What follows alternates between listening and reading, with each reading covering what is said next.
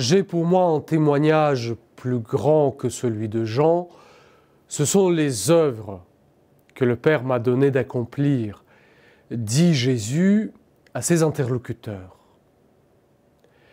Si nous voulons découvrir un mystère profond des êtres qui nous entourent, regardons comment ils agissent.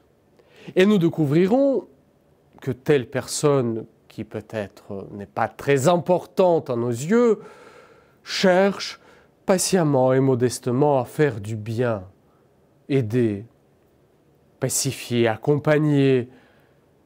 Et telle autre, toute imposante, toute puissante, n'est que des paroles vides, promesses ou déclarations sans lendemain. Ce que nous faisons dit ce que nous sommes. Et plus encore, c'est en faisant, en agissant, que nous nous construisons.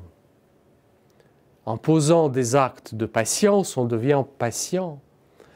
En aidant son voisin, on devient bon et juste. Et l'agir de Jésus, les œuvres de Jésus, que nous disent-ils de lui? Voilà une question qui porte tous les récits évangéliques. Qui est donc celui-là pour guérir les malades, pour pardonner les péchés, pour expulser les démons, pour pardonner à ses bourreaux, pour mourir pour nous?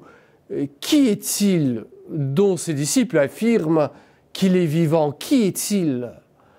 Vous vous souvenez quand le centurion romain le voit mourir avec puissance et dignité, il s'exclame « Vraiment, celui-ci était le Fils de Dieu ».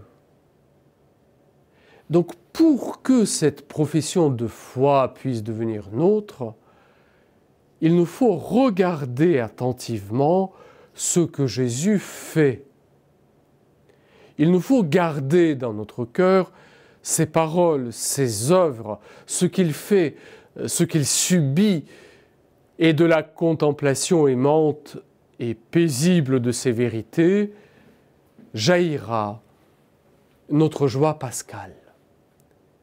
Aujourd'hui, gardons dans notre esprit les œuvres de Jésus. Joyeux carême.